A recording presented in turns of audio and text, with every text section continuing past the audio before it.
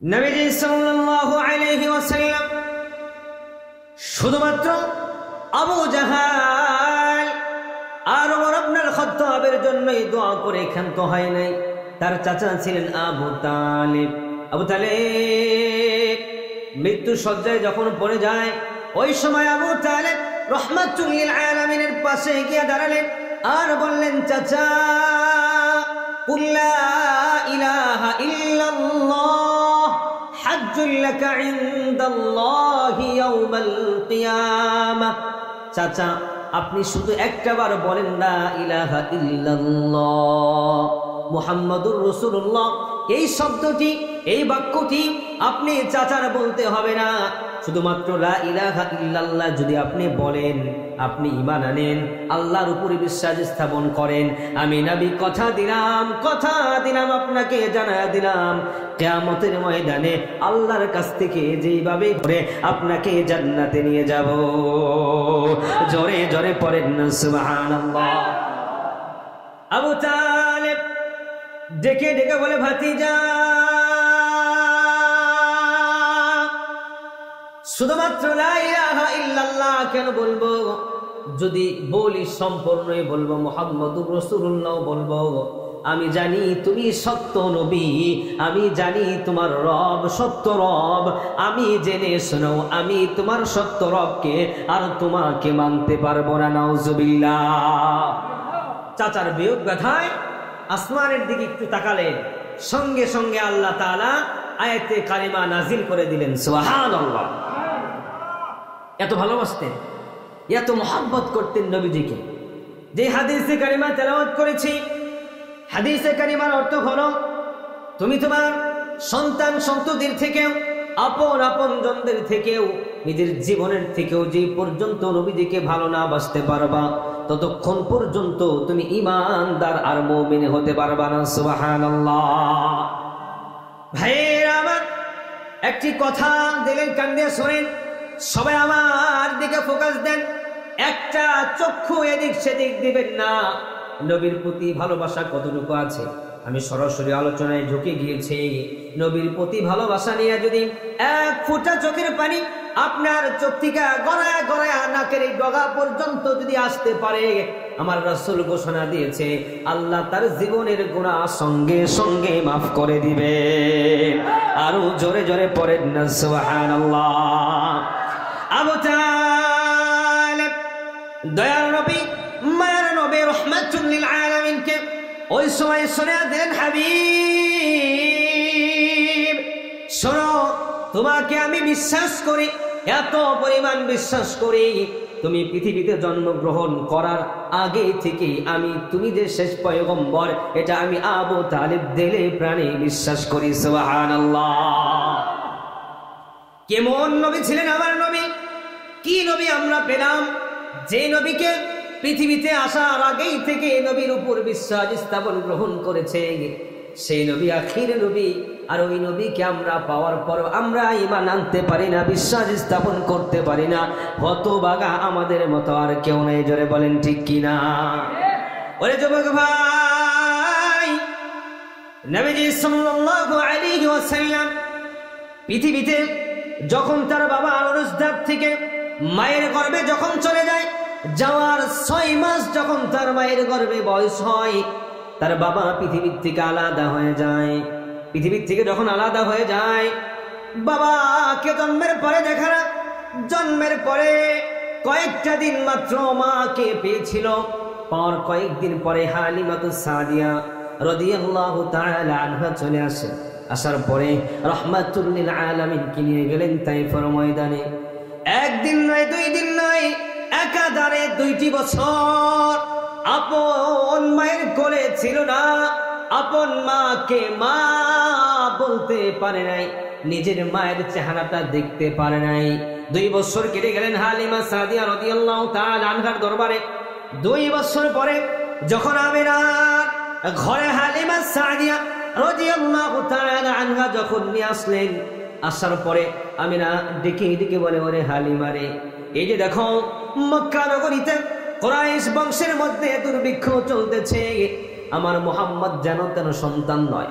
আমার মুহাম্মদ যখন আমার পেটের মধ্যে ছিল, আসমান থেকে আসমানের মালিক মুহাম্মদের নাম আমার কানে কানে মুহাম্মদ জানিয়ে দিয়েছিল। জোরে জোরে কন্যা সুবহানাল্লাহ। ওরে হালিমা যাও, মক্কা নগরীতে দুর্ভিক্ষ চলে, আমার মুহাম্মদকে আমি মক্কা নগরীতে রাখতে চাই না। যাও আমার হালিমাকে আবার তাইফের ময়দানে নিয়ে যাও। যেরকম কয়েক বছর আগে বাংলাদেশকে করোনা ভাইরাসে ধরেছিল, ওই রকমই দুর্ভিক্ষ মক্কা নগরীতে যখন চাপায়া দিল আল্লাহ, হঠাৎ করে হালিমা সাদিয়া যখন আমিনার কাছে তার কলিজার টুকরা সন্তানকে যখন নিয়ে আসে, সন্তানকে আবার জীবন বাঁচানোর থেকে আবার মা আমিনা মুহাম্মদুর রাসূলুল্লাহকে তাইফের ময়দানে পাঠিয়ে দিলেন। আরো 2টি বছর তাইফের ময়দানে কেটে গেল, টোটাল 4 বছর হয়ে গেল। 4 বছর পরে হালিমা সাদিয়া আমিনার কাছে নিয়ে আসলেন। আসার পরে দিলের কান লাগাও, আমার দিকে সবাই তাকাও। হালিমা সাদিয়া যখন 4 বছর বয়সে দয়ার নবী মায়ের নবী রাহমাতুল লিল আলামিনকে যখন পাঠিয়ে দিলেন, মক্কা নগরীতে যখন আমিনার দরবারে নিয়ে আসলেন, আমিনার কাছে 1 বছর কেটে গেল। দয়ার নবী হাঁটতে পারে, দয়ার নবী চলতে পারে, দয়ার নবী সব কিছু করতে পারে রাহমাতুল লিল আলামিন। বিকাল বেলায় 6 বছর বয়স হয়ে গিয়েছে।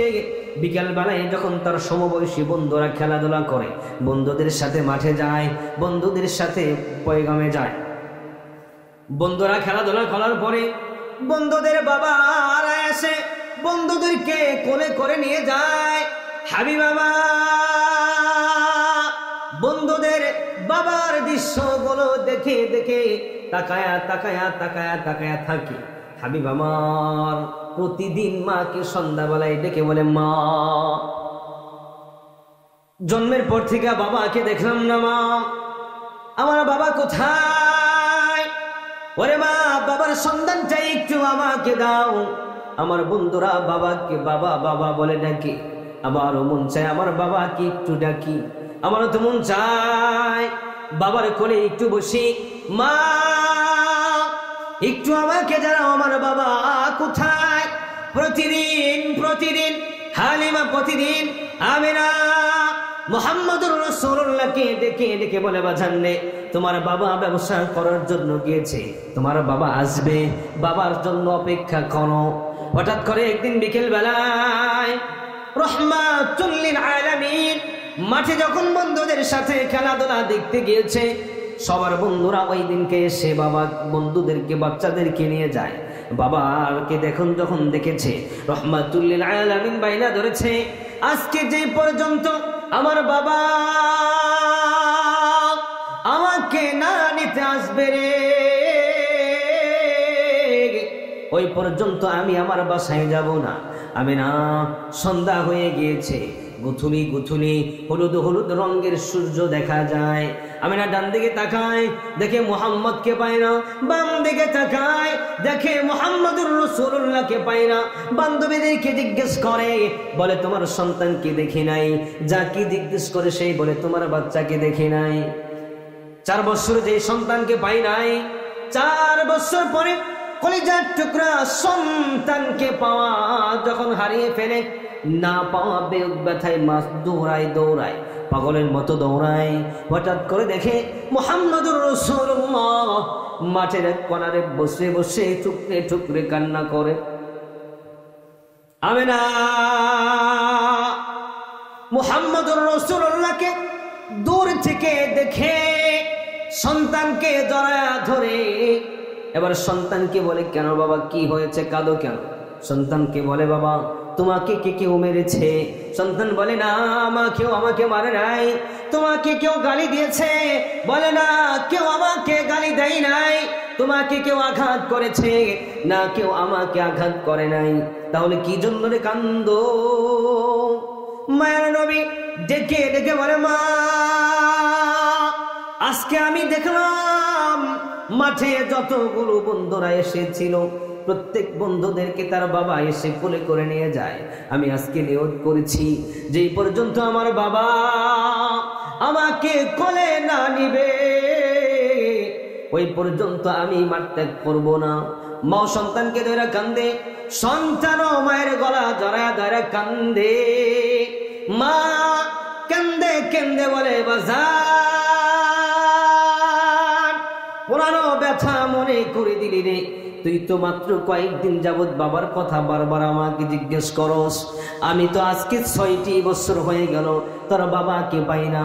তোর বাবার জন্য আমার দিল কাঁদে, তোর বাবার জন্য আমার মন কাঁদে। চল তোর বাবাকে আজকে দেখাবো।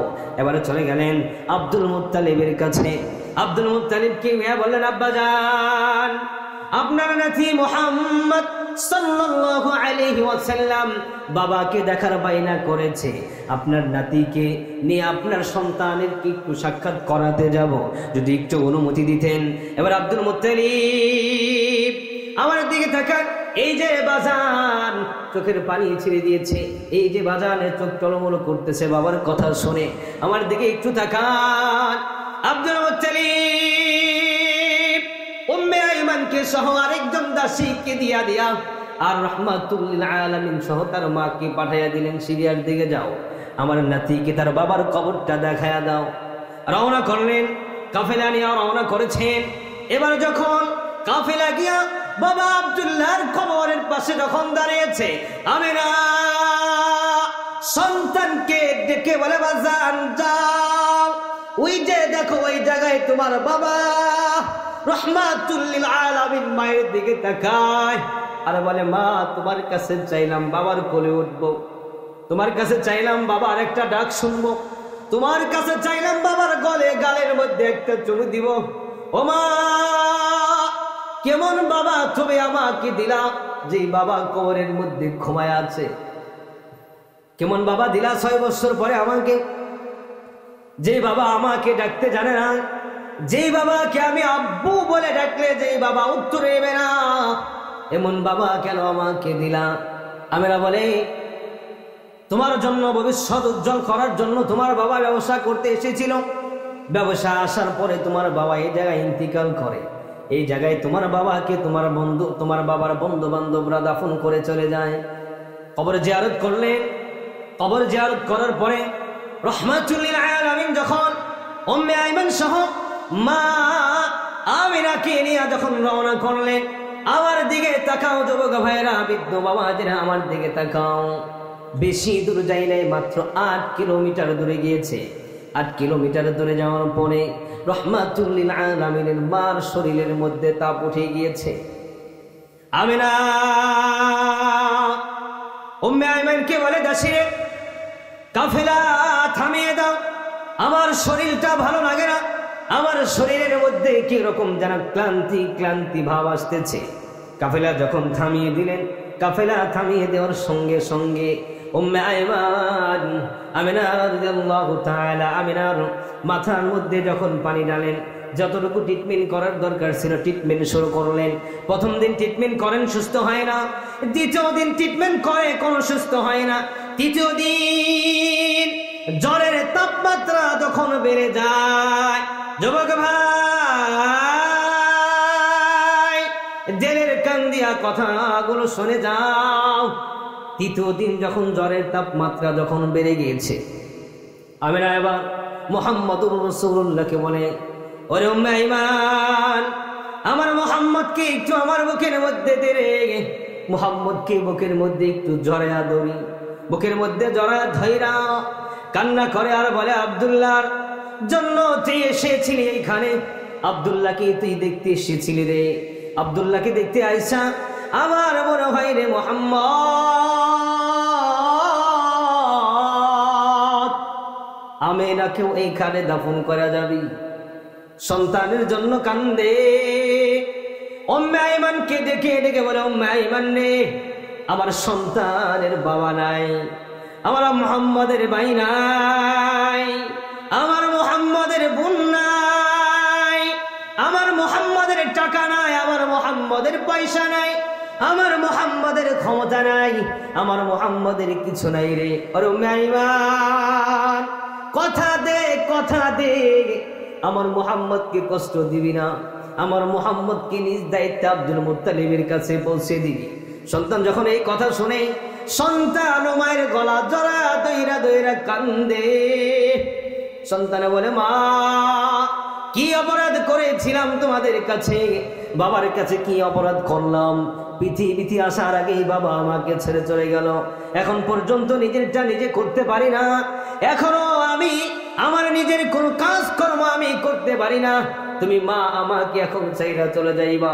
মা এই কথা শুনে না, মা সহ্য করতে পারে না।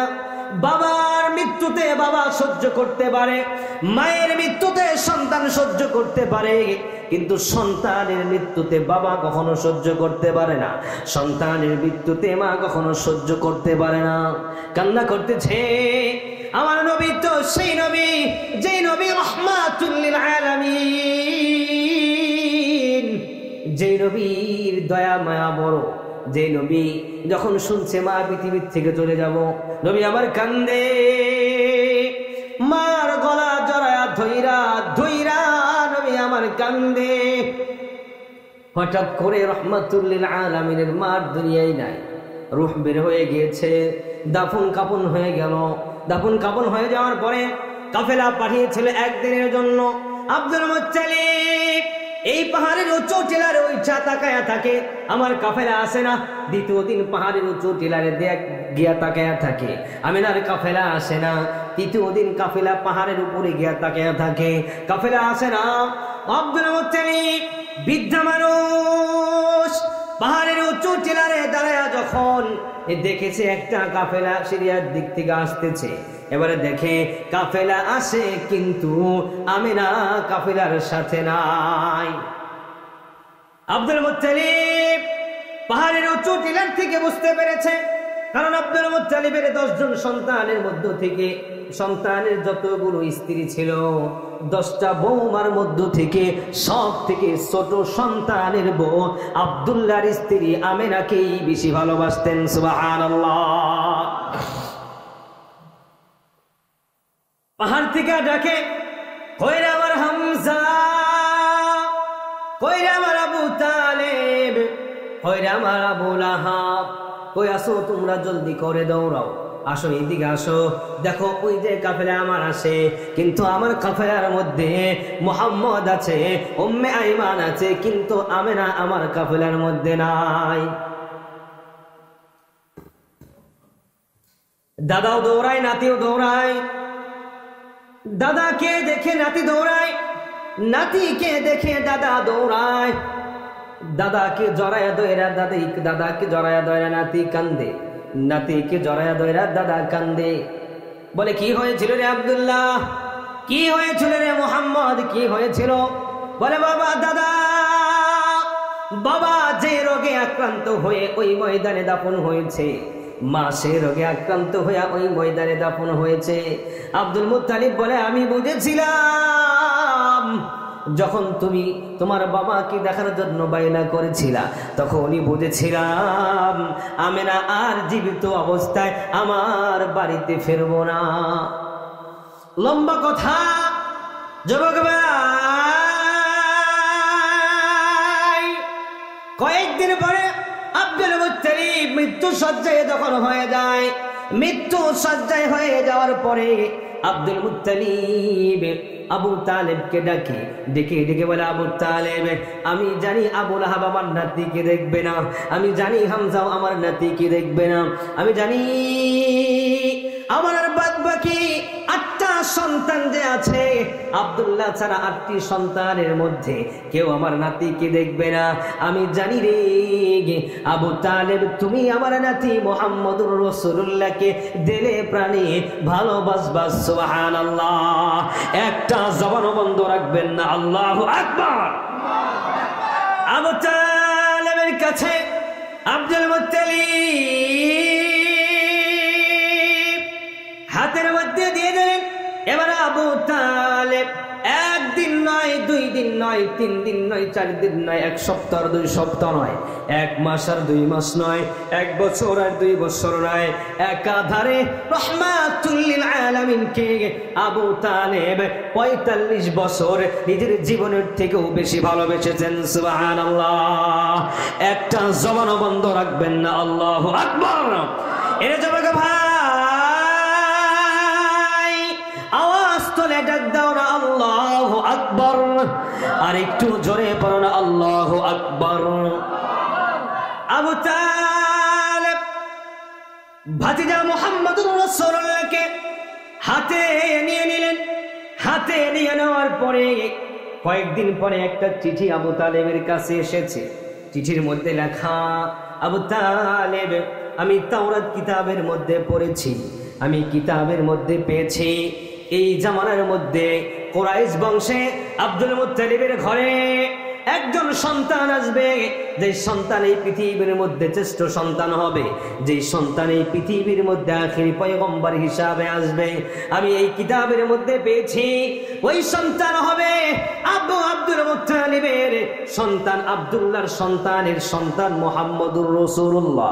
আর আব্দুল মুত্তালিব মারা যাওয়ার পরে আবু তালেবের কাছে, তোমার কাছে আব্দুল মুত্তালিব দিয়ে যাবে, আর তুমি তোমার ভাতিজা মুহাম্মদুর রাসূলুল্লাহকে নিয়া তোমার ভাই যে সিরিয়ায় ব্যবসা করেছিল সেই সিরিয়ায় তুমি ব্যবসা করতে আসবা।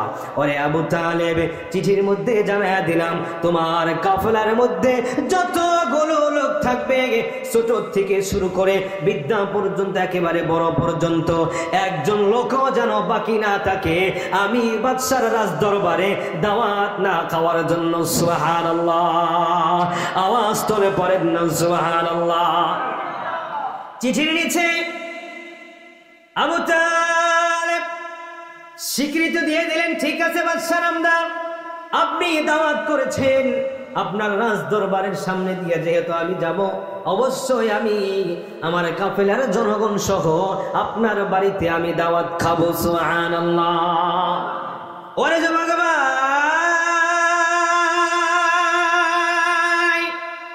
আবু তালেব মুহাম্মদুর রাসূলুল্লাহকে নিয়ে কাফেলা রওনা করলেন। শত শত ব্যক্তিদেরকে নিয়ে যখন কাফেলা রওনা করলেন, ক্ষুধার্ত ব্যক্তিরা কাফেলা যখন বাদশার দরবারের সামনে যখন তাঁবু টানে বিশ্রাম শুরু করলেন, বাদশার বাড়িতে খবর দিলেন, যাহা বনা, আমি মক্কা নগরীর আব্দুল মুত্তালিবের ছেলে আবু তালেব এসেছি, কাবা বাইতুল্লাহর মুতাওয়াল্লির সন্তান আমি আবু তালেব এসেছি, আমাকে দাওয়াত করেছিলেন, আমি সেই দাওয়াতনামাটা গ্রহণ করেছি, আজকে অমুক বেলায় আপনার বাড়িতে আমরা আপ্যায়ন হতে চাই। সুবহানাল্লাহ। কথা যেমন কাজ তেমন। বাদশা আয়োজন শুরু করে দিলেন, রান্না বান্না শুরু হয়ে গিয়েছে। আমার দিকে তাকাও যুবক ভাই, বৃদ্ধ বাবা। রান্না বান্না শুরু হয়ে যাওয়ার পরে শেষ হয়ে গেলেন। বাদশা বললেন, আবু তালেব, তোমার সঙ্গী সাথী যারা আছে তাদেরকে নিয়ে আমার বাড়ির মধ্যে প্রবেশ করো, খাবার রেডি হয়ে গিয়েছে, সবাইকে নিয়ে আমার বাড়িতে খাবার খাওয়া শুরু করে দাও। একজন লোক যেন বাকি না থাকে, দিলের কানটা লাগান। আবু তালেব কাফেলার সমস্ত ব্যক্তিদেরকে ঘোষণা দিয়ে দিলেন, যাও খাবার খাওয়ার জন্য রওনা করো। সবাই খাবার খাইতে বসেছে। এবার বাদশা নামদার উঁচু টিলারের মধ্যে দাঁড়িয়েছে, ডান দিকে তাকায়া তাকায়া খুঁজে আবু তালেবের সমস্ত ব্যক্তিরা কি খাবার খাওয়ার জন্য বসেছে কিনা। আবার সামনের দিকে তাকায়া তাকায়া দেখে, বাম দিকে তাকায়া তাকায়া দেখে আবু তালেবকে। এবার জাহাপনা বাদশা নামদার খবর দিয়েছে, কিরে আবু তালেব, তোমার কাফেলার সবাই কি খাবার খেয়েছে কিনা? আবু তালেব বলে, জি হ্যাঁ, আমার কাফেলার সবাই খাবার খেয়েছে। বাদশা বলে, না, তোমার কাফেলার সবাই খাবার খাই নাই, ভালো করে দেখো। আবার আবু তালেব বলে, না জাহাপনা, আমার কাফেলার সবাই আপনার বাড়িতে বসে খাবার খেয়েছে। সুবহানাল্লাহ।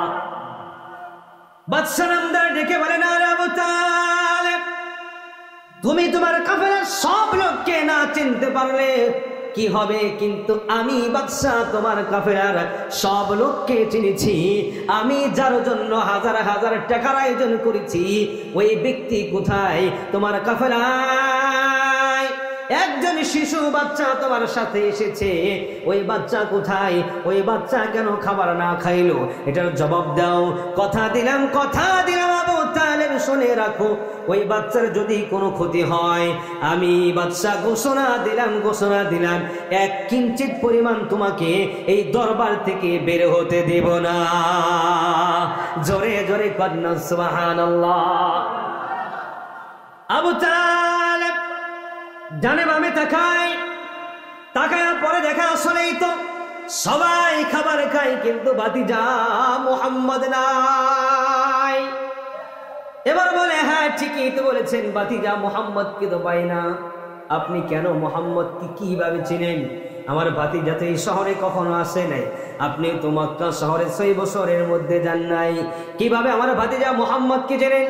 বাদশাহ নামদার বলে, জলদি আমার দরবার থেকে বের হ, তোর ভাতিজা মুহাম্মদ যেখানে আছে জলদি আমার কাছে নিয়ে আস। কিঞ্চিত পরিমাণ কোনো ক্ষতি হলে আমি কিন্তু তোমাকে ছাড়বো না। আবু তালেব পাগল হয়ে গেল, খুঁজতে বের হয়েছে, পাই না। এই যে দেখেন মাওলানা সাহেব বসে বসে চোখের পানিগুলো ছেড়ে দিয়েছে, কান্না করে। ওই যে বৃদ্ধ বাবা নবীর আশিক, নবীর প্রেমে চোখের পানি ছেড়েছে, ওই বাজার নবীর প্রেমে চোখের পানি ছেড়েছে। তুমি নবীর আশিক দাবি করো, তোমার চোখে পানি আসে না। তুমি নবীর সুন্নাত পালন করো, তোমার চোখে পানি আসে না। আবু তালেব ডানে দৌড়ায়, বামে দৌড়ায়, সামনে দৌড়ায়, পেছনে দৌড়ায়। এবার কোথাও আবু তালেব মুহাম্মদুর রাসূলুল্লাহকে পাই না।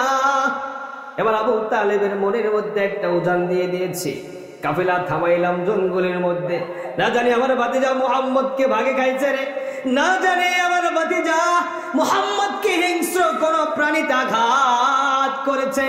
যদি আমার মুহাম্মদের কিছু হয় রে, বাদশাহ নামদার তো আমাকে ছাড়বে না, আমাকে তো বাদশাহ নামদার ছাড়বে না। এবার যখন খুঁজতে যখন পাওয়ার সঙ্গে সঙ্গে আবু তালেব দেখে ভাতিজা হাতটা এইরকম দিয়া দাঁড়ায়া দেয়, কি যেন বলে, পিছন দিক থেকে আব্দুল আবু তালেব এবার ভাতিজা মুহাম্মদকে বলে, ওরে ভাতিজা, কাফেলার সবাই তো খাবার খাইতেছে, তুমি কেন খাবার খাও না? মুহাম্মদুর রাসূলুল্লাহ বলে, চাচা এই যে দেখো এইখানে ঘুমিয়ে রয়েছে, এটা আমার বাবা, তুমি ভাইকে ছাড়া খাইতে পারো, কিন্তু আমি তো সন্তান, আমি আমার বাবার কবরের পাশে এসেছি, আমি কবরের পাশে না দাঁড়ায়া, বাবাকে সালাম না দিয়া, বাবাকে না দেখে কিভাবে আমি খাবার খাওয়ার জন্য যাই? আবু তালেব বলে, ভাতিজা রে, এইখানে তোর বাবার কবর তোকে কে বলল রে? মুহাম্মদুর রাসূলুল্লাহ বলে, চাচা ওই যে কয়েকদিন আগে যে মাকে দাফন করে গেলাম, মাকে দাফন যেই দিন করেছি ওই দিন বাবার কবর জিয়ারত করার জন্য এসেছিলাম, মা আমাকে বাবার কবরে দেখিয়ে দিয়েছে। ভাইয়ের প্রতি তোমার টান না থাকলে কি হবে?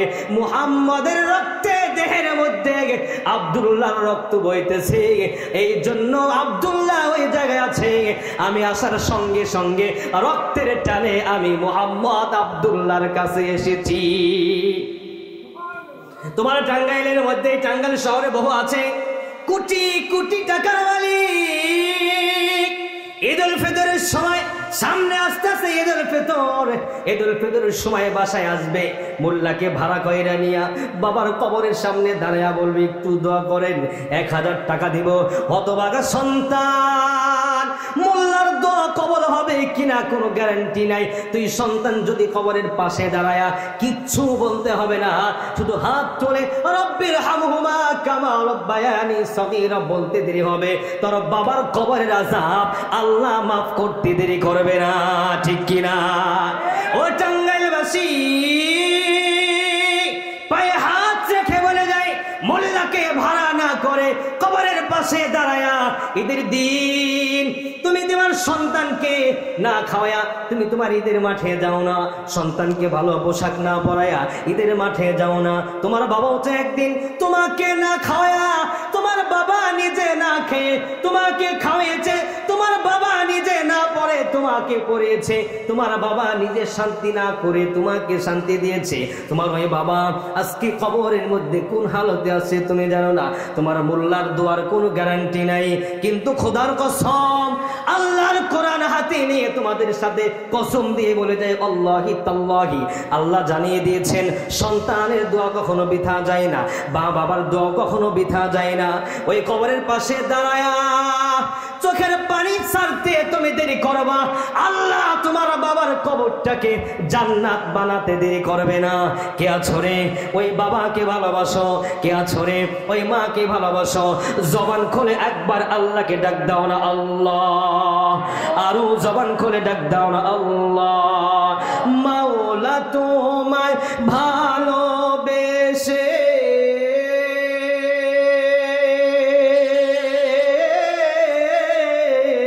কলিজা পুরে গন্ধ আসে, মাওলা তোমায় ভালোবেসে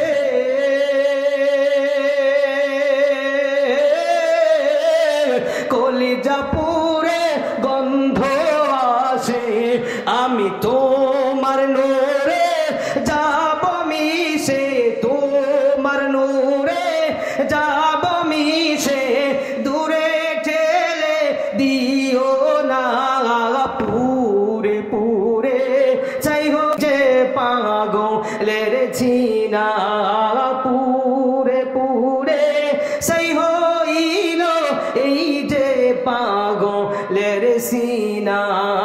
মাওলার শেখে জলে আগুন নিভাইলে যে নিভে না, পুরে পুরে সেই হইল এই যে পাগলের সিনা, পুরে পুরে সেই হইল এই যে পাগলের সিনা। আল্লাহু আকবার। কষ্ট হচ্ছে আপনাদের? কষ্ট হচ্ছে? কয়টা বাজে? 12:14, অনেক রাত হয়ে গিয়েছে। আমি ইন্নাকা লা তাহদি মান আহবাবতা ওয়ালাকিন্নাল্লাহা ইয়াহদি মান ইয়াশা, হেদায়েত চাইলেই পাওয়া যায় না। নবীজি সাল্লাল্লাহু আলাইহি সাল্লামের চাচা কেমন ভালোবাসেন চাচা ভাতিজাকে। আরেকটু সময় নেব? সবাই বললে নেব, নাই নেব না? চলবে? সবাই বলেন চলবে? আওয়াজ তোলে যুবক ভাইরা, সবাই বলো চলবে? কয় না, 3 জনে কার 10 জনে কয় না, আওয়াজ দিতে হবে চলবে। শোনো শোনো বড় বেলতাবাসী, শোনো শোনো বেলতাবাসী, শোনো দিয়া মন, ভালো লাগলো 12ই ফেব্রুয়ারি মাহফিল আয়োজন, হায় রে ভালো লাগলো টাঙ্গাইল সদরের মাহফিল আয়োজন। এই মাহফিলের সভাপতি হাফেজ মোহাম্মদ আবু তালেব সাহেব দাই, আরো আছেন আনে ওলা ইমানদার সবাই। সবাই আমরা আল্লাহর গোলাম, সবাই আমরা আল্লাহর গোলাম, জান্নাতে যাইতে চাই। কারা কারা জান্নাতে যাইবেন হাতে লারা দেন সবাই, হাতে লারা দেন সবাই। দিন ইসলামের পথে চলবো আস্তে, আল্লাহু আকবার বলেন সবাই। নারে তাকবীর, নারে তাকবীর।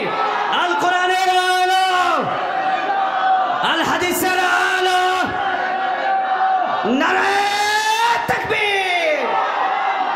এ যুবক ভাই চলবে? শোনো শোনো টাঙ্গাইলবাসী, শোনো শোনো টাঙ্গাইলবাসী, শোনো দিয়া মন, ভালো লাগলো যুব সমাজের মাহফিল আয়োজন, হায় রে ভালো লাগলো আপনাদেরও মাহফিল আয়োজন। এই মাহফিলের আয়োজিত যুব সমাজ ভাই সবাই ওরা আল্লাহর গোলাম, জান্নাতে যাইতে চায়, ঠিক না? চাও কি চাও না? এই সমাজের সবাই মিলে নবীজিকে চাই, সবাই আমরা আল্লাহর গোলাম, জান্নাতে যাইতে চাই। কারা কারা জান্নাতে যাইবেন হাতে লারা দেন সবাই, হাতে লারা দেন সবাই। দিন ইসলামের পথে চলবো, চিল্লায় আল্লাহু আকবার বলেন সবাই। আল্লাহ পাক আমাদেরকে কবুল করুক, সকলে বলেন আল্লাহুম্মা আমিন। মনে আছে কোথায় ছিলাম? আবু তালেবের পাশে নবীজি দাঁড়ায় দাঁড়ায় বলে, চাচা লা ইলাহা ইল্লাল্লাহ শুধুমাত্র এতটুকু বলবেন, কিয়ামতের ময়দানে মুহাম্মদুর রাসূলুল্লাহ বলতে হবে না, তবু আপনাকে জান্নাতে নিয়ে যাব। সুবহানাল্লাহ পড়েন না? কত বড় কপাল তার। বলছে মুহাম্মদ বলতে হবে না, আমাকে স্বীকার করতে হবে না, আপনি শুধু আল্লাহকে স্বীকার করেন, জান্নাতে নেওয়ার দায়িত্ব আমি রাসূলের। হতভাগা, হতভাগা, তবু কালেমা নসিব করতে পারে নাই। এবার আবু তালেব বলে, ভাতিজা তোমাকে আমি বিশ্বাস করি তুমি শেষ নবী। এবার ভাতিজা বলে, চাচা কি জন্য আমাকে আপনি বিশ্বাস করেন আমি শেষ নবী? সুবহানাল্লাহ বলবেন না? বলবো বলবো বলবো বলবো। এবার ঠান্ডা মাথায় শুনতে হবে, এই মেসেজটা আমি আপনাদেরকে দিব। আর আমি কি আলোচনা করলাম, আমার আলোচনা থেকে আমি মাহফিল শেষে প্রশ্ন করব, যে যুবক পারবে তার জন্য পুরস্কার থাকবে ইনশাআল্লাহ। আবু তালেব মুহাম্মদুর রাসূলুল্লাহকে বলে, ভাতিজা আমি তো এখন চলে যাব, মারা যাব, আমার আর সময় নাই, তবে এই সময় যদি আমি ঘোষণা দেই আবু তালেব, উতবা, শাইবা, মুগীরা, আবু লাহাব এরা আমাকে ক্ষমতার চেয়ার থেকে নাম কেটে বলবে আবু তালেব মরার আগে বাপ দাদার ধর্মের মধ্যে চুনকালি লাগিয়েছিল, আমি বাপ দাদার ধর্মের চুনকালি লাগাতে চাই না। বলে, ভাতিজা আমি জানি তোমার কালেমা গ্রহণ করলে ডাইরেক্ট নিশ্চিত কনফার্ম জান্নাতি। যুবক গান তো ঠিকই শোনো, কনফার্ম জান্নাতি, হাসে শুধু, মিথ্যা বলতেছে নাকি? হ্যাঁ, আবু তালেব বলতেছে, ভাতিজা আমি জানি তোমার কালেমা পড়লে আমি কনফার্ম জান্নাতি, আমি এটাও জানি তোমার কালেমা বিশ্বাস না করলে আমি কনফার্ম জাহান্নামী। মানেন না কেন? বলে, ক্ষমতা হারানোর লোভে আমি মানতে চাই না। এটাই ছিল বিগত 15 বছরে কোরআনের হক কথা বলতে দেয় না, একটাই কারণ লেডি ফেরাউন ক্ষমতা হারাতে চায়, কথা কয় না, ঠিক কিনা? ক্ষমতার লোভে সংসদে কোরআনের আইন চালু করে নাই। এটা কেমন কথা? এইভাবেই চলে যাচ্ছে, শুরু থেকে আসতে এইভাবে। এটা পুরানো নতুন কোনো ভাষা না, নতুন কোনো কথা না। ইসলামের কথা যেই ব্যক্তি বলবে সেই ব্যক্তির গায়ে মামলা হবে, হামলা হবে, জেল হবে, জুলুম হবে। এই যে বড় বেলতার যুবক ভাইরা এটাও চায়, প্রয়োজনে নিজের তাজা রক্ত ইসলাম নামক গাছের গোড়ায় ঢেলে দেব, তবু সমাজে ইসলামটাকে বিজয় করে ছাড়বো। চিল্লাবো ঠিক কিনা? জেল হবে, জুলুম হবে, মামলা হবে, হামলা হবে, নিজের দেহের তাজা রক্ত ঢেলে দেব, তবু ইসলামটাকে বিজয় করবো। চিল্লাবো ঠিক কিনা? রাজি আছেন? সবাই রাজি আছেন? তাহলে এক বাক্যে থাকতে হবে, আল কোরআনের আলো দুরুসাতা মনে মনে জালো, ঠিক কিনা? ঘরে ঘরে জ্বলছে, এখন মনে মনে জ্বললে, প্রত্যেকের মনে মনে জ্বললে এবার ইসলামের ক্ষমতা সমাজে থাকবে। চিল্লা বলেন ঠিক কিনা? কোরআন যদি ক্ষমতায় আসে, কথা নেগেটিভ নিয়ে আমি বলছি, কোরআন যদি ক্ষমতায় আসে 14ই ফেব্রুয়ারিতে আর কোন মা তার সন্তানকে কলেজে পাঠাতে পারবে? এই যে 2 দিন পরে কি করবো জানেন? 14ই ফেব্রুয়ারি স্কুল কলেজ খোলা না বন্ধ? যুবক কথা বলো, খোলা না বন্ধ? বান্ধবী কবে, মা স্যাররা বলছে আজকে স্পেশাল ক্লাস। হ্যাঁ, যুবকরা বলো, মা আব্বা টাকা লাগবে কিছু। কেন বাবা? আজকে স্পেশাল ক্লাস আছে। আমি বলি স্পেশাল ক্লাস তো ওই যে টুনিকিরিয়া পার্কের বাদামের মধ্যে, ঠিক কিনা? এই যুবক ঠিক কিনা? মাগার টুনি 1 টাকাও নেয় না, টুনার টাকা খরচ করতে করতে মানি ব্যাগ আর পকেট ফাঁকা, ঠিক কিনা? এই কথা কয় না কেন? হ্যাঁ, টুনার কাম সারা, টুনি ওই দিক দিয়ে বাম্পা। টুনি সকালবেলায় দেখা করে একটার লাগে, তাই শোনা তুমি 10টার সময় আসবা, আমি রমনা পার্কের অমুক ব্রেঞ্চে থাকবো। আরেকটা রে কয়, শোনা বাবু তুমি 2টার সময় আসবা, রমনা পার্কের অমুক ব্রেঞ্চে আসি। আরেকটা রে কয়, শোনা আর 10টায় অমুক পার্কে আসছি, ঠিক কিনা? রমনা পার্কের গাছের গোড়ায় বসছে গোরা জোড়ায় জোড়ায়, ডিসি লেগের গাছের গোড়ায় বসছে গোরা জোড়ায় জোড়ায়, ঠিক কিনা? আছে না নাই? আর আমি তো টাঙ্গাইলের বলে, আমি দেখছি না ডিসি লেগে। ওরে বাবা, চারের সর্বনাশ! এ কি মুসলমানের পোলামায়া নাকি হিন্দুর পোলামায়া কওয়াই যায় না, ঠিক কিনা? এগুলো বাদ দিতে হবে। মা বোনদেরকে বলে যাই, বাবাদেরকে বলে যাই, মাদেরকে বলে যাই, 14 ফেব্রুয়ারিতে সরকারি সমস্ত অফিস বন্ধ, কোনো ক্লাস নাই। যেটাই ক্লাস করতে যায় শোনা যায় 6 মাস পরে ওটা মা হচ্ছে আর বাবা হচ্ছে। কথা মাইন্ডে নেন না, বাস্তব বিষয়ে কথা বলছি যে হুজুর কি বলে, হ্যাঁ কি বলে? আপনি তামাশা করছেন, তামাশা করছেন। 2 জন বন্ধুকে সামনে নিয়ে গার্লফ্রেন্ডের মন জয় করার জন্য বললে, শোনা আমি তোমাকে বিয়ে করলাম, আর টুনিও বলে, শোনা আমিও তোমাকে কবুল করলাম, কাম সারা। ঠিক কিনা? ফতোয়া ডাইরেক্ট বিয়া হয়ে গেছে। এখন ওই তোমার বউরে কি তুমি আরেকজনের কাছে বিয়ে দিবা? দিব কেউ?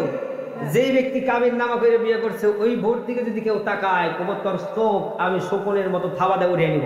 ঠিক কিনা? হ্যাঁ, তুমি যে 3 জন বন্ধু সামনে নিয়ে বললা, শোনা তোমাকে আমি জীবন সঙ্গী বানাইলাম, আর টুনিও কইলে যে তোমারও আমি বাবু বানাইলাম, শেষ, খতম। কি খতম? এগুলো বন্ধ করতে হবে। পারবো তো ইনশাআল্লাহ? পারবো ইনশাআল্লাহ? সবাই কথা বলেন, পারবো? আচ্ছা আমি ঢুকছি 14 ফেব্রুয়ারি নিয়ে, কথাটা আমি শেষ করে নিই। সবাই আমার সাথে রাজি আছেন? আমি একটা গান গাইবো, 2 কলি। 14 তারিখ নয় তো তোমার পালন করার দিন, 14 তারিখ নয় তো তোমার পালন করার দিন, তোমার মাথায় রাখতে হবে তুমি যে মুমিন। ঠিক না? 14 তারিখ নয় তো তোমার পালন করার দিন, তোমার মাথায় রাখতে হবে তুমি যে মুমিন। এ হুজুর নামাজ ঠিকই শুক্রবারে গিয়ে পড়ে, কিন্তু শুক্রবারের পড়ার পরেও 14 তারিখ আসলে যুবক বলে যায় কিসের শুক্রবারের নামাজ, সব খাল্লি বাল্লি, আজকে সোনারে নিয়ে ডিসি লাগিয়ে দিতে হবে। হ্যাঁ, 14 তারিখ নয় তো তোমার পালন করার দিন, তোমার মাথায় রাখতে হবে তুমি যে মুমিন। ইবলিস তোমার আশেপাশে করছে ঘোরাঘুরি, দুঃখে মনে বলি আমি দুঃখ মনে বলি। ইবলিস তোমার আশেপাশে করছে ঘোরাঘুরি, দুঃখ মনে বলি আমি দুঃখ মনে বলি। কেন তুমি পালন করো 14 ফেব্রুয়ারি? ঠিক কিনা? করা যাবে? এটা করা যাবে? ভ্যালেন্টাইন্স ডে মুসলমানের জন্য প্রতিদিন প্রতিদিন, আল্লাহ রাসূলের হাদিস, মুসলমান প্রতিদিন ভালোবাসতে পারে, একদিন মুসলমানের ভালোবাসা হতে পারে। আল্লাহ পাক আমাদেরকে বুঝার মানার তৌফিক দান করুন। জবান খুলে পড়ুন আল্লাহুম্মা, আর একটা অস্ত্র আল্লাহুম্মা আমিন। আবু তালেব মুহাম্মদুর রাসূলুল্লাহকে বলে, ভাতিজা কি জন্য তোমাকে বিশ্বাস করেই আসো, একটু তোমাকে শোনায় দেই। আবু তালেব বললেন, চাচা তাহলে একটু বলেন। বলে না, জোরে জোরে বলা যাবে না, যদি জোরে জোরে বলি সবাই শুনে ফেলবে আর মনে করবে শেষ সময় ইসলাম গ্রহণ করে আবু তালেব মারা গেলেন। এবার যখন ভাতিজা মুহাম্মদুর রাসূলুল্লাহ যখন কান মুখের কাছে নেয়, নাম্বার 1 বলে, তুমি যখন পৃথিবীতে আসার আগে তোমার বাবা হত্যা হওয়ার কথা ছিল, জানেন? তার বাবা আব্দুল্লাহ মৃত্যুদণ্ড হয়েছিল। মৃত্যুদণ্ড হলো তো লটারি হয়, অনেক লম্বা কথা, সেই দিকে আমি যাব না, রাত 2-3টা বেজে যাবে কথা বলতে গেলে। লটারি দিল, কুরবানির হুকুম চালাও হয়ে যায় আব্দুল্লাহ।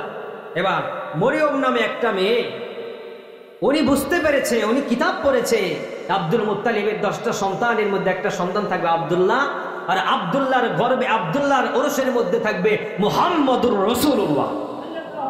জোরে কয় না সুবহানাল্লাহ সাল্লাল্লাহু আলাইহি ওয়াসাল্লাম। মারিয়াম, আবু তালেব বলতেছে, ভাতিজারে তোমার মা 100 জন 70 জন নারী নিয়ে খুশমুক্ত তলোয়ারে নিয়ে দাঁড়ালেন, আর তোমার দাদা আব্দুল মুত্তালিবের সামনে গিয়ে দাঁড়ালেন। আব্দুল মুত্তালিব সাবধান, আব্দুল্লাহর গলায় যদি ছুরি পড়ে 70টা তলোয়ার তোমার আব্দুল মুত্তালিবের গর্দানে পড়বে। সুবহানাল্লাহ কয় না? চিল্লা পড়েন আল্লাহু আকবার। আমার নবী আসার আগেই নবীর প্রতি মায়া মমতা, আব্দুল্লাহর প্রতি মারিয়ামের ভালোবাসা, কত পরিমাণ ভালোবাসা। বিয়ে হয়ে গেল আব্দুল্লাহর আমিনার সাথে। পরের দিন সকালবেলায় মারিয়াম দৌড়ে চলে এসেছে সংবাদ পাওয়ার সঙ্গে সঙ্গে। একটা বর্ণনায় আব্দুল্লাহকে কলার ধরে, আরেকটা বর্ণনায় হাত উঁচু করে বলে, কিরে আব্দুল্লাহ কি করলেন? আব্দুল্লাহ তোকে বাঁচানোর জন্য 70 জন নারী নিয়ে তোর বাবা কি হুঁশিয়ারি করেছিলাম, আজকে কেন করেছিলাম জানোস রে আব্দুল্লাহ? আমি দেখতে পেয়েছি তার কপালের মধ্যে মুহাম্মদী নূর ঝিলমিল ঝিলিমিলি ঝিলিমিলি করে। জোরে কন্যা সুবহানাল্লাহ। আব্দুল্লাহ এই জন্যই আমি তোকে বাঁচিয়েছি, আন্দোলন করেছি, এই জন্য আমি মুহাম্মদের মা হতে চেয়েছিলাম, আখিরি পয়গম্বরের মা হতে চেয়েছিলাম, শেষ পয়গম্বরের মা হতে চেয়েছিলাম, কিন্তু আমি মারিয়ামকে মা না বানায়া আমেনাকে মা বানাইছস। আমি আর তোর চেহারার মধ্যে আজকে থেকে সেই নূর দেখতে পাই না রে। ঘরে গিয়া দেখি ঠিকই কথা, যেমন হিসাব মিলেছে তেমনই হিসাব হয়েছে। ঘরে গিয়া দেখে আমিনার চেহারা নূরে তাজাল্লি ঝিলিমিলি ঝিলিমিলি করে। জোরে জোরে কন্যা সুবহানাল্লাহ। বলে চাচা আর কি জন্য? বলে তোমার মা যেই দিন তোমাকে গর্ভে ধারণ করেছে সেই দিন থেকে আকাশের মেঘমালাগুলো তোমার মাকে ছায়া দান করে। সুবহানাল্লাহ। একটা করে ফজিলত বলবো আর তিল্লা সুবহানাল্লাহ কইবেন। আমি 5 মিনিটের মধ্যে শেষ করে দিব। রাজি আছেন ইনশাআল্লাহ? নবীর শান শোনাচ্ছি, নবীর মর্যাদা শোনাচ্ছি। বলে চাচা আর কি জন্য আমাকে বিশ্বাস করেন? বলে ভাতিজা তোমার মা যখন তোমাকে গর্ভে ধারণ করেছে মরুভূমির উত্তাপ বাণীগুলো তোমার মাকে ঠান্ডা করে দিয়েছে। বলে চাচা আর কি জন্য আমাকে বিশ্বাস করেন? তোমার মা যখন তোমাকে গর্ভে ধারণ করে যখন কূপ থেকে পানি উত্তোলন করার জন্য যাইতো, মক্কা নগরীর সমস্ত নারীরা পানি উত্তোলন করতে যখন যায় হামু দেয়, নিচু হওয়ার পরে ওইটার মধ্যে পাত্র ফেলে, এরপরে রশি দিয়ে টেনে টেনে পানি উত্তোলন করে। কিন্তু তোমার মা আমিনা যখন কূপের সামনে গিয়া দাঁড়াতো পানি অটোমেটিক কূপের মাথার সামনে উঠে আসতো। মক্কা নগরী সমস্ত নারীরা যখন এইটা 1 দিন 2 দিন দেখেছে, তারপরে থেকে প্রত্যেক নারীরা কূপের সামনে গিয়া দাঁড়িয়ে থাকে। যখন তোমার মা আমিনা পানি উত্তোলন করার জন্য যায় সমস্ত নারীরা ভিড় দিয়া আরামে পানি উত্তোলন করতে শুরু করে দেয়। জোরে জোরে কোন সুবহানাল্লাহ। চাচা আর কি জন্য আমাকে বিশ্বাস করেন? বলে ভাতিজা তোমার মা যখন তোমাকে 6 মাস বয়সে গর্ভধারণ করলেন, তোমার বাবা মৃত্যুবরণ করার পরে তোমার মা যখন রাস্তা দিয়া হাঁটে, তোমার মা যখন রাস্তা দিয়া চলে, রাস্তা দিয়া যেই দিক দিয়া যায় মিসকাম্বরের গ্রানে গ্রানিত হয়ে যায়। হঠাৎ করে মক্কা নগরীর নারীরা আব্দুল মুত্তালিবের কাছে বিচার দেয়, আব্দুল মুত্তালিব তোমার সন্তান মারা যাওয়ার পরে তোমার বৌমা এত সুন্দর আতর কোথায় পায়? আরো জোরে কন্যা সুবহানাল্লাহ। এত সুন্দর জামা কোথায় পায়? এবার আব্দুল মুত্তালিব বলে আসলেই তো কথা তো সত্য, আমার সন্তান নাই, আমার বৌমা এত সুন্দর সুন্দর জিনিস কোথায় পায়? কেসটা তো অন্যরকম মনে হয়। চলে গেলেন তার স্ত্রীর কাছে, গিয়া বলেন স্ত্রী তোমার ছেলের বউ আমেনা এই পোশাক কোথায় থেকে পায়, আতর কোথায় থেকে পায়, চেহারা তো টলমল টলমল এত তাজা হয় কোথার থেকে? আমি এটা তোমার বৌমার কাছ থেকে জানতে চাই। সুবহানাল্লাহ পড়বেন না? আমিনাকে যখন শাশুড়ি ডেকে ডেকে বললেন ও বৌমা আমার সন্তান তো বেঁচে নাই, আমার সন্তান তো মারা গিয়েছে, কোথায় পাও? দামি দামি পোশাক কোথায় পাও? দামি দামি পারফিউম কোথায় পাও? দামি দামি খাবার তুমি কোথায় পাও? আমিনা এবার আম্মাজানকে বলে আম্মাজান আমি কোথায় থেকে খাবার পাই আর কোথায় থেকে আতর পাই, কোথায় থেকে আমি দামি দামি পোশাক পাই, আপনি কি দেখতে চান? বলে হ্যাঁ দেখতে চাই। এবার শাশুড়ি কি বৌমা বলে তাহলে চলেন যাই। এবার শাশুড়ি মনে করেছে না যেন কত সুন্দর জায়গায় নিয়ে যাবেন। এবার বৌমা টেনে টেনে টেনে টেনে শাশুড়িকে সরাসরি বাথরুম নামক টয়লেটের মধ্যে নিয়ে যায়। জোরে জোরে কন্যা সুবহানাল্লাহ। ওরে যুবক ভাই একটা জবান বন্ধ রাখবেন না, আল্লাহু আকবার। এবার আমেনা তার শাশুড়িকে বাথরুমে নিয়ে যাওয়ার পরে এবার বলে আম্মা জান বাথরুমে এসেছেন, দেখুন তো গ্রান আছে কিনা? শাশুড়ি বলে হ্যাঁ গ্রান তো অবশ্যই আছে। বলে বাথরুমে কিসের গন্ধ থাকার কথা? বলে তো হলুদ হলুদ জিনিসের গন্ধ থাকার কথা। বলে গন্ধ সেটা আছে না কোনটা আছে? বলে বাথরুমের মধ্যে জান্নাতি মিসকাম্বরের গ্রান পাওয়া যায়। আবার আমেনা রহমাতুল লিল আলামিনের মা এক ফোঁটা থুতু মুবারক যখন বাথরুমের মধ্যে ফেলেছে, বাথরুমটা সহ গোটা বাড়ি সহ জান্নাতি গ্রানে গ্রানিতে হয়ে গিয়েছে। জোরে জোরে কন্যা সুবহানাল্লাহ। শাশুড়ি বৌমাকে জিজ্ঞেস করে, বৌমারে তোমার কাছে জানতে চাই তোমার এই সুন্দর গ্রান কোথা থেকে আসো? তুমি না মহিলা বাথরুমে নিয়ে আসলা। এবার শাশুড়ির ডান হাতটা এরকম কইরা দইরা পেটের মধ্যে হাতায় আর বলে, আম্মা জান, যেই দিন থেকে আব্দুল্লাহর সন্তান আমার পেটে এসেছে ওই দিন থেকে আমার দেহ দিয়া জান্নাতি গ্রান বের হতে শুরু করেছে। জোরে জোরে কন্যা সুবহানাল্লাহ। বলে আপনার নাতি মুহাম্মদ যেই দিন আমার গর্ভে এসেছে ওই দিন থেকেই আমি জান্নাতি খাবার খাই, ওই দিন থেকেই জান্নাতি পোশাক পাই, ওই দিন থেকেই জান্নাতে আরাম পাই। বলে আমার নাতি মুহাম্মদের নাম তুমি রাখলা কিভাবে? বলে আপনার নাতি আমার গর্ভে আসার পর থেকে আসমানের মালিক আল্লাহ ডেকে ডেকে জানিয়েছে, আমিনা তোমার গর্ভের মধ্যে সাধারণ কোন মানুষ নয়, দুনিয়ার সাধারণ কোন সন্তান নয়, তোমার গর্ভের মধ্যে আমি আল্লাহ তাআলা আব্দুল্লাহর মাধ্যমে জনাবে মুহাম্মদুর রাসূলুল্লাহকে তোমার গর্ভে আমি পাঠাইয়া দিলাম। সাবধানে থাকবা, আমার বন্ধু হাবিবুল্লাহকেও তুমি সাবধানে রাখবা। জোরে জোরে কন্যা সুবহানাল্লাহ। ভাতিজা এরকম উপাধি তোমাকে আমি বহু শোনাতে পারবো। তোমার মুআজিজা গুরু দেখে দেখে আমি ওই দিন থেকেই বিশ্বাস করেছি, ঈমান এনেছি, মনে মনে জানি তুমি শেষ নবী, তুমি শেষ পয়গম্বর। কিন্তু ভাতিজারে ক্ষমতা হারানোর লোভে আমি তোমার কালেমা গ্রহণ করতে পারলাম না। মায়ার নবী, দয়ার নবী রাহমাতুল লিল আলামিন এবার কষ্ট ভরা বুক ভরা কষ্ট নিয়া বাবাকে পাইলাম না, মাকেও বেশি দিন পাইলাম না। যেই চাচা মার আদর দিল, যেই চাচা বাবার আদর দিল, যেই চাচা ভাইয়ের আদর দিল, যেই চাচা বোনের আদর দিল, ওই চাচা জাহান্নামে যাবে আর আমি মুহাম্মদুর রাসূলুল্লাহ জান্নাতে যাব। এইটা কিভাবে সম্ভব রে? বিয়োগ ব্যথায় আসমানের দিকে তাকানের সঙ্গে সঙ্গে বন্ধু বন্ধুর কাছে মেসেজ পাঠায়া দেয়। কি মেসেজ পাঠায়া দিলেন? বিসমিল্লাহির রহমানির রহিম,